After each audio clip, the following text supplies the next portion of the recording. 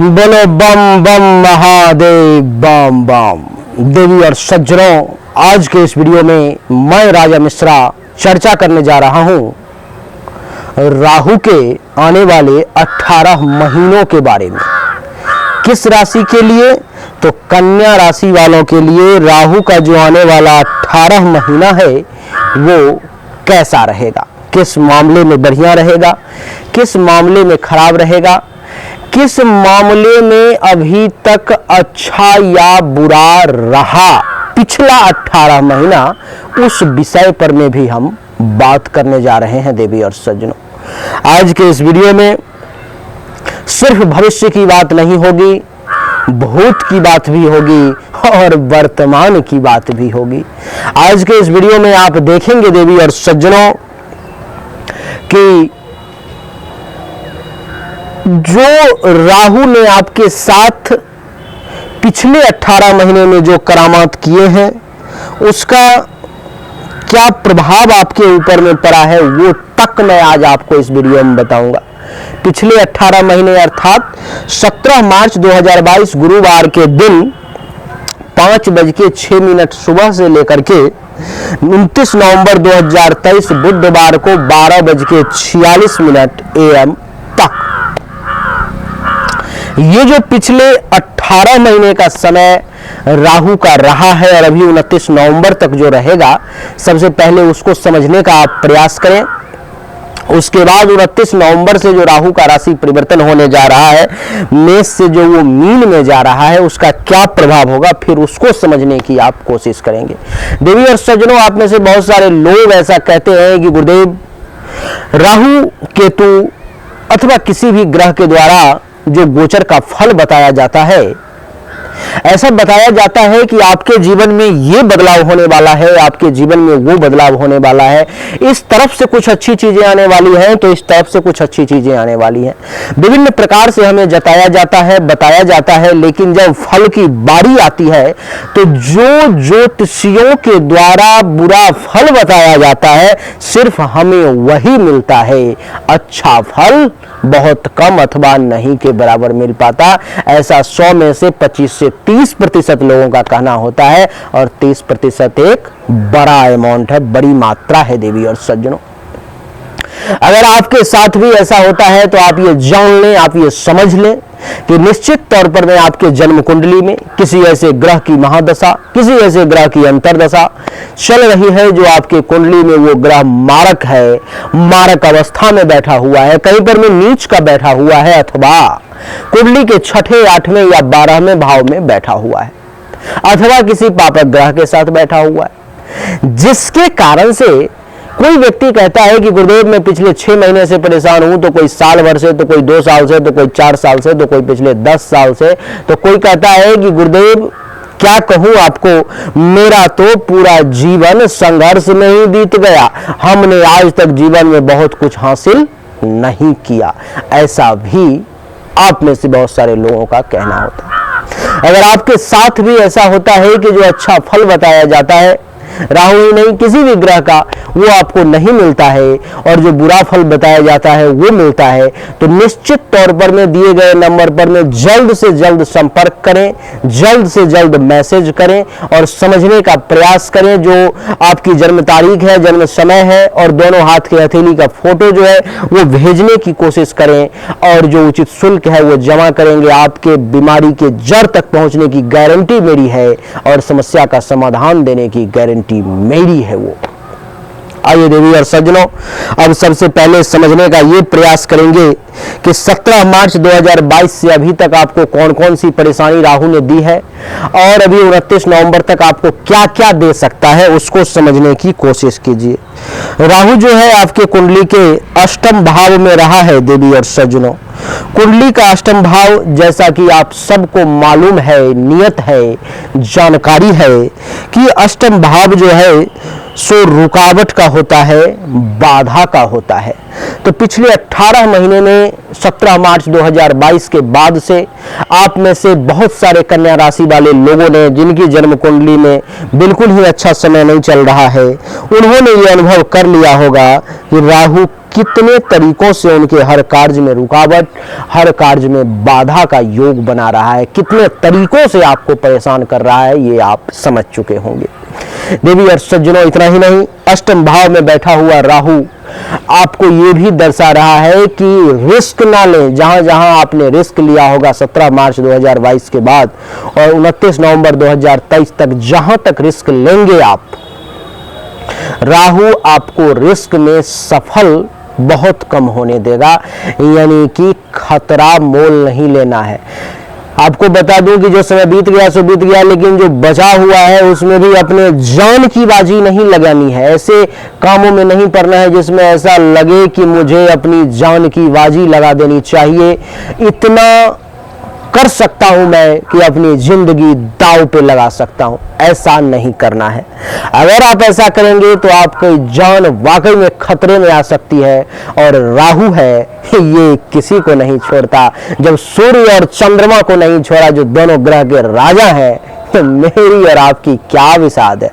मैं और आप उसके सामने एक कठपुतली के अलावा और कुछ नहीं है। देवी और सज्जनों, आपकी जानकारी के लिए बता दूं कि अष्टम भाव में बैठा हुआ राहु आपको रैंडम कुछ लाभ तो कुछ हानि भी दिया होगा। 17 मार्च 2022 के बाद आपने ये अनुभव किया होगा कि अभी तक भी आपने अनुभव कर लिया होगा, इसे समय 29 नवंबर तक है, लेकिन आपने अभी तक ही अनुभव कर लिया होगा कि ये राहु आपको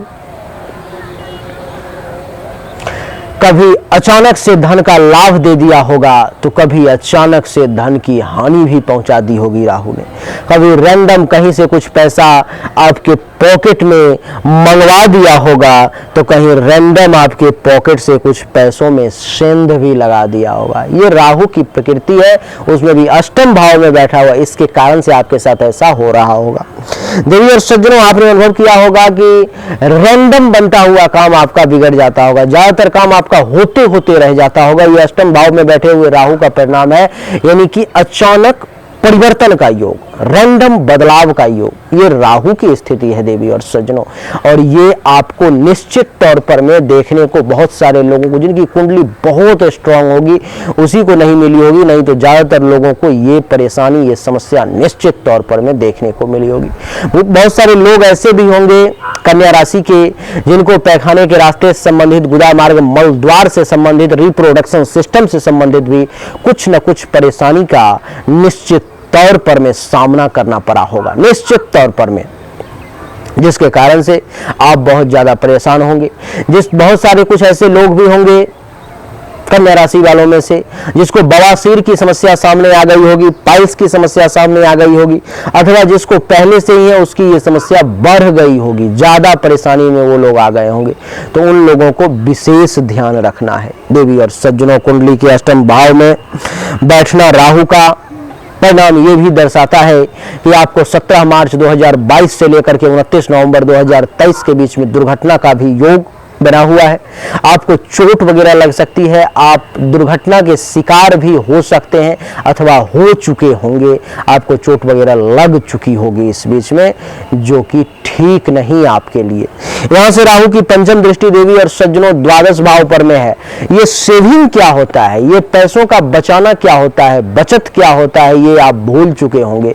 आपने कितनी भी प्रयास क्यों न कर ली होगी, आपने हर संभव कोशिश की होगी, आपने हर संभव प्रयास किया होगा कि किसी प्रकार से कैसे भी करके पैसों को बचाया जाए, किसी भी प्रकार से कैसे भी करके जो है सो आपके सेविंग अकाउंट को बढ़ाया जाए, आपको ज्यादा से ज्यादा जो है सो पैसों का लाभ दिलवाया जाए। लेकिन आपने ये देखा होगा देवी और सज्जनों कि चाह करके भी आप बहुत ज्यादा लाभ जो है सो नहीं ले पा रहे होंगे। आप पैसे बचाने की हर कोशिश आपकी पिछले 18 महीने से नाकामयाब हो रही होगी। आप बहुत मशक्कत करके, बहुत परिश्रम करके कुछ पैसों को अगर बचा भी लेते होंगे, तो कुछ ऐसा खर्च सामने रैंडम से आ जाता होगा जो आपके बचे हुए पैसे को अचानक से उड़ा ले जाता होगा, अचानक से वो खर्च करवा देता होगा। द्वादश भाव पर में दृष्टि सिर्फ खर्च का ही नहीं देवी और सज्जनों, खर्च तो मान लो कि अच्छे और बुरे दोनों जगह पे हो सकता है। खर्च तो आप ये भी मान लो कि ऐसी स्थिति में भी हो सकता है कि जरूरत है, करना है, यूटिलाइज है, यानी कि उसका सदुपयोग है, लेकिन हानि सदुपयोग नहीं।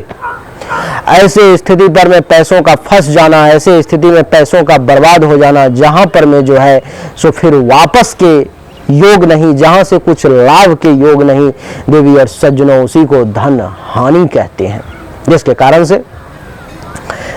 कारण से आप ये अनुभव कर रहे होंगे कि पिछले 18 महीनों में 2 महीना बचा हुआ है, अभी पिछले 16 महीनों में आपने ये देख लिया होगा कि बार बार धन की हानि का सामना करना पड़ा होगा।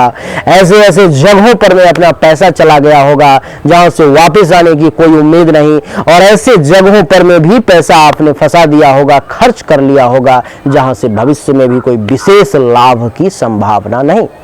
कुंडली के द्वादश भाव पर दृष्टि पड़ने के कारण आपको यह भी बता दूं कि आंख से संबंधित भी बहुत सारे कन्या राशि वाले लोगों को आई होगी। इस समय में बहुत सारे लोगों को आंख में चश्मा लग गया होगा, बहुत सारे लोगों को आंख में एलर्जी हुई होगी, एसिडिक हो गया होगा, बहुत सारे लोगों को आंख से संबंधित समस्या का भी सामना जो है इसको करना पड़ा होगा निश्चित तौर पर में। लेकिन ऐसे सभी लोगों को जिसको भी आंख से संबंधित विशेष समस्या अभी भी है, तो वो गाय का घी जो है सो एक एक बूंद दैनिक तौर पर में देना शुरू करें आंख में। उसको जो है धीरे धीरे ही सही, लेकिन राहत होना शुरू हो जाएगा, चश्मा उतर जाएगी, आंख की रोशनी बढ़ जाएगी। अगर वो नहीं कर सकते तो सुबह सुबह उठने के बाद जो मुंह का लार है, ये जो लार जो बना रहता है वो बड़ा कीमती है, हल्का सा लेकर, जो थूक कहते हैं, हल्का सा लेकर के मुंह से और आंख में जो है सो लगा लिया करें, दोनों आंख में। ऐसा कुछ दिन करें, आंख की रोशनी अपने आप बढ़ने लगेगी, क्योंकि ये लार क्षारीय है देवी और सज्जनों। और ये जो हमारा आंख है, ये यहाँ पर में जब एसिडिटी बढ़ जाती है, जब यहाँ पर में जो है सो अम्लीयता बढ़ जाती है, अम्लता बढ़ जाती है, तो क्या होता है कि आंख से संबंधित परेशानी आना शुरू हो जाता है, आंख खुजलाना, आंख में दर्द, चश्मा लग जाना, रोशनी कम हो जाना। तो जब भी आप लार लगाते हैं सुबह सुबह उठ करके, तो उस समय लार जो है आपका बहुत ज्यादा क्षारीय होता है, तो वो आपकी आंख की परेशानी को जो है सो कम कर देता है देवी और सज्जनों। आइए चर्चा को आगे बढ़ाते हैं और आपको बताता हूं कुंडली के द्वादश भाव पर में दृष्टि जो है सो आपके हॉस्पिटल के खर्च को भी एक्टिवेट किए हुए। आपने अनुभव किया होगा कि पिछले 16-17 महीनों में, अभी 1-2 महीना बचा हुआ है इसलिए 16-17 महीना कह रहा हूं, कि अस्पताल में भी आपके बहुत पैसे गए होंगे, हॉस्पिटल में भी आपका खर्च जो है सो बढ़ गया होगा। किसी न किसी की तबीयत खराब हो जाती होगी, चाहे आपकी खुद की हो या परिवार में किसी की हो, यानी कि आपके पॉकेट से हॉस्पिटल में पैसा जाना, इसको अस्पताल के खर्चा को एक्टिवेट होना कहते हैं, और वो राहु कर रहा था। आपने ये भी देखा होगा कि पिछले 18 महीनों में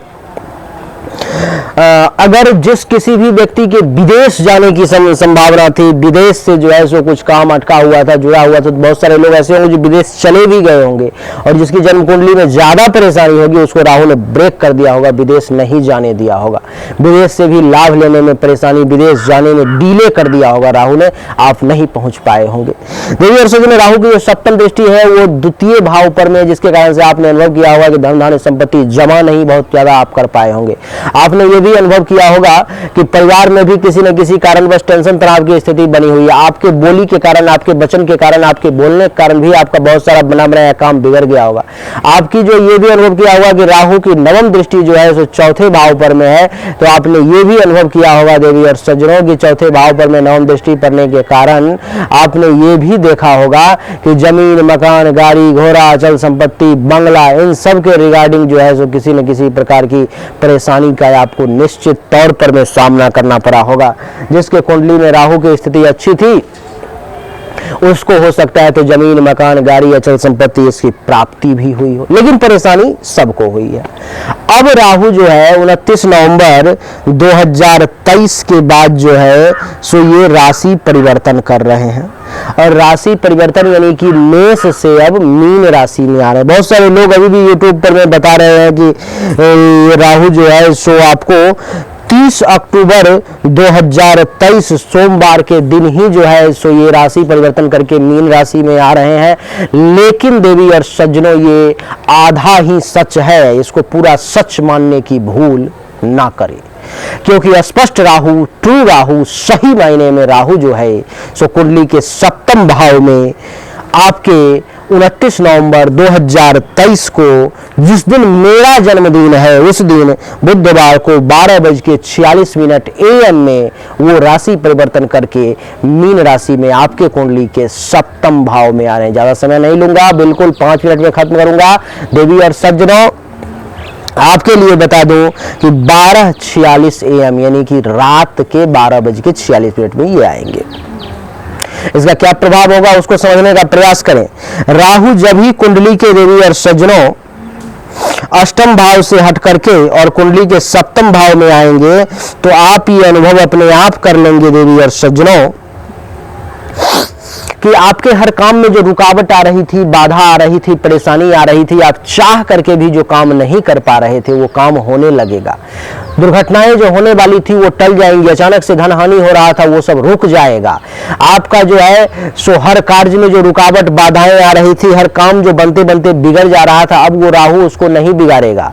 राहु की यहाँ से पंचम दृष्टि द्वादश भाव पर में, जिस व्यक्ति का धन हानि बहुत ज्यादा हो रहा था, पैसा का नुकसान हो रहा था, खर्च बहुत अधिक हो रहा था, राहु अब उसको रोक देगा, अब उसको नहीं होने देगा। देवी और सज्जनों, इतना ही नहीं, आपको नींद भी अच्छी अब आएगी। अस्पताल का खर्चा जो बहुत ज्यादा एक्टिवेट किए हुए थे राहु, आपका पैसा हॉस्पिटल में जो बार बार जा रहा था, अब उस पर में वो ब्रेक लगा देगा। अब पैसा हॉस्पिटल में ज्यादा से ज्यादा नहीं जा पाएंगे, उसको रोकने का प्रयास करेगा राहु। आंख से संबंधित जिस व्यक्ति को ज्यादा परेशानी आ गई थी, वो तो एक एक बूंद घी, देसी गाय का घी, वो खरीदा हुआ घी नहीं जो दुकान से खरीद के ले आते हो, नहीं, देसी गाय का दूध लो। आपको ज्यादा घी की जरूरत नहीं है, इतना 100 ग्राम 50 ग्राम घी काफी है आपके बीमारी के लिए। घर में बहुत है वो, अगर उतना आपके पास में है तो आप राजा हैं। इस समय में बीमारी, बहुत सारी बीमारी से आप लड़ सकते हैं, क्योंकि एक गाय के घी का बहुत ही उपयोग है। 100 प्रकार की बीमारी में एक गाय के घी से आप मात्र ठीक कर सकते हैं, लेकिन अलग अलग प्रयोग है, उसमें किसी और दिन चर्चा करेंगे। अथवा आप हमारे दूसरे चैनल डॉक्टर सुनील शास्त्री को जाकर सब्सक्राइब करें, उस पर मैं आयुर्वेद से संबंधित सारी जानकारी मैं प्रदान करता हूँ। देवी और सज्जनों, आपको बता दूं, आंख से संबंधित जिसको ज्यादा परेशानी हो गई थी उसको परेशानी कम हो जाएगी। बवासीर, पाइल्स, गुदा मार्ग से संबंधित, मलद्वार से संबंधित, रिप्रोडक्शन सिस्टम से संबंधित जिसको ज्यादा परेशानी हो गई थी उसको भी अब ये परेशानी कम हो जाएगी। कुंडली के द्वादश भाव पर में दृष्टि पड़ने के कारण अस्पताल का खर्चा जो है आपका बढ़ गया था, अब वो राहु वहां से हट गया, तब वो कम हो जाएगा। सप्तम दृष्टि द्वितीय भाव पर में पड़ रही थी, जिसके कारण से पैसा आप जमा नहीं कर पा रहे थे।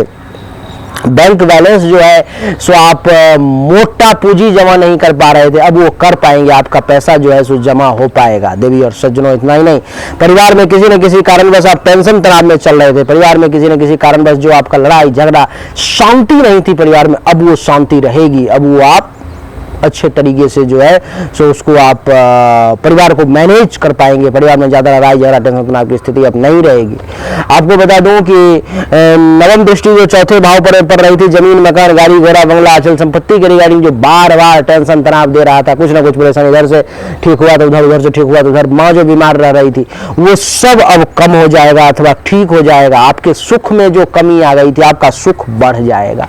तो ये सब राहु का जो है सो पॉजिटिव परिणाम है जो आपको मिलने वाला है, क्योंकि जिस मामले में राहु आपको नुकसान दे रहा था, अब जगह परिवर्तन करके उस जगह से दूसरी जगह पे आ गया वो, तो आपको उस मामले में वो परेशान नहीं करेगा। लेकिन क्या, लेकिन अब राहु कुंडली के सप्तम भाव में आ गया कन्या राशि वाले, इस विषय पे कोई चर्चा नहीं कर रहा है, आपको निगेटिव रिजल्ट कोई नहीं बता रहा है। राहु के सप्तम भाव में आने के कारण देवी और सज्जनों, आप पूरे YouTube पर में अगर देख लेंगे तो राहु के 18 महीने वाले जितने भी वीडियोज हैं, कोई आपको सही रिजल्ट अब 18 महीने में बुरा क्या होगा वो नहीं बता रहा है, कोई नहीं बता रहा है आपको। लेकिन मैं आपके सामने वो भी रख रहा हूं, क्योंकि सच्चाई बताना मेरा धर्म है और मैं अपने धर्म से गद्दारी नहीं कर सकता। आइए देवी और सज्जनों, कुंडली के सप्तम भाव में राहु के बैठने के कारण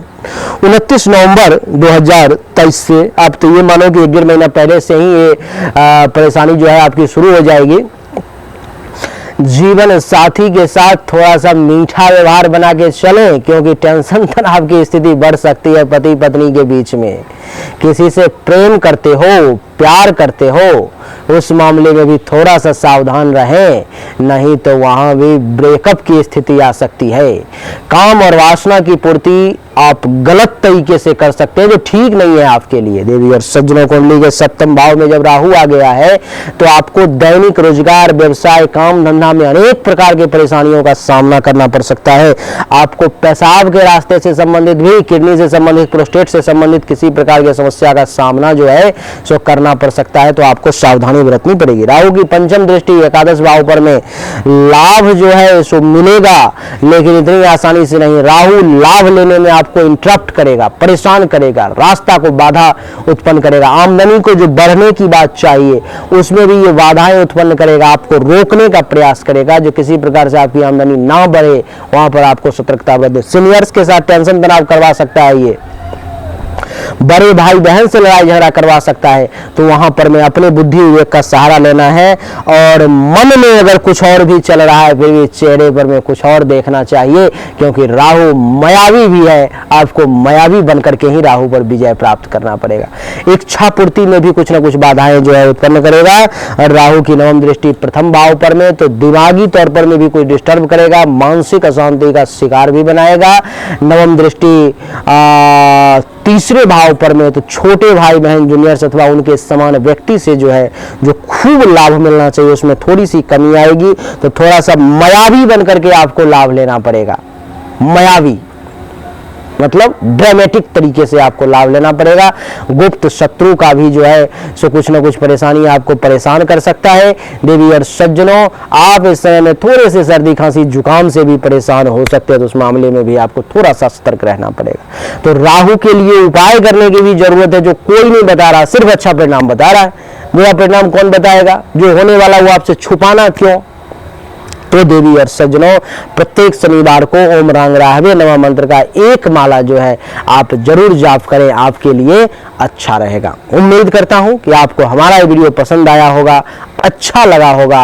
अगर आपको पसंद आया, अच्छा लगा, तो इस वीडियो को लाइक करें, शेयर करें, चैनल को सब्सक्राइब करके इसके बेल आइकन के बटन को दबाएं। एक बार फिर से आप सभी का बहुत बहुत धन्यवाद। Thank you so much. जय हिंद, वंदे मातरम। बोलिए राधे राधे।